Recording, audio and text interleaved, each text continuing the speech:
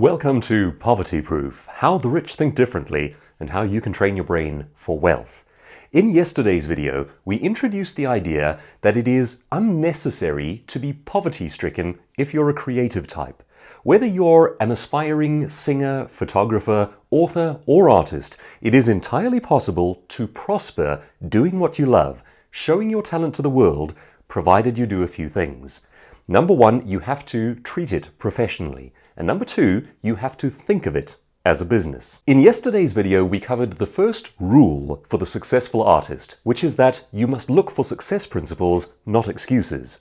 Today, rule number two, the rule of sufficient production. When I was about 11-12 years old and should have been doing schoolwork, I used to fiddle around drawing a little comic strip. I created a character called Michelangelo, a little angel and his adventures in heaven. And I actually did quite a number of these little comic strips and even managed to get it into my local newspaper, just the community one. And it gave me the thought that maybe that was something I could do with my life. Share a small talent with the world and do something that makes people laugh and that brings delight to humanity. That idea appealed to me.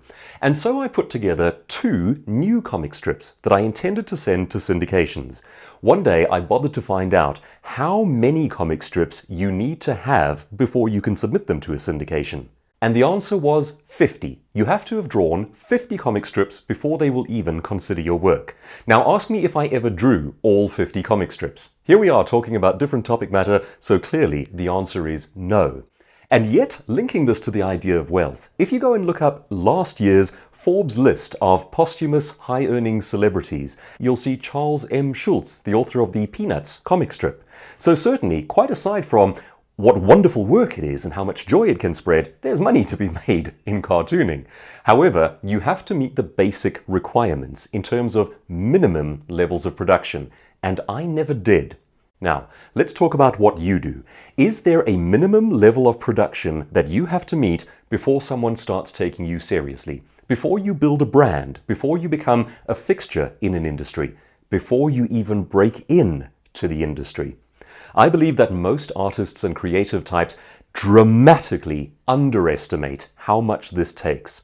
Most people think about that one day when they're going to write a book or that one great novel. Your average successful author has written 3 books before he or she even gets published the first time around, and then 3 or 4 of those before they even begin to gain traction in an industry. The levels of production are higher than we tend to estimate. So, what is your thing? How much more do you actually have to do before they start to notice? It may be way more than you think. One of my favorite authors from the last century, James A. Michener, describes a period in his life when he was writing over 7,000 words a day. And the phrase that he used was, it was an almost indecent display of industry. You may have to do an almost indecent display of industry before you actually make it. It may be the criterion for wealth as a creative person.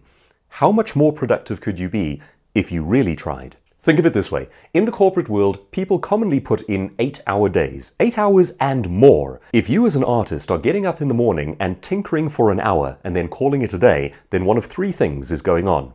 Either you have made it magnificently and now you can simply maintain your lifestyle with a minimum of work. Or 2, you have not made it and you are deluding yourself about how much work it will actually take. Or, and most likely, 3, you haven't actually found out how much work this takes.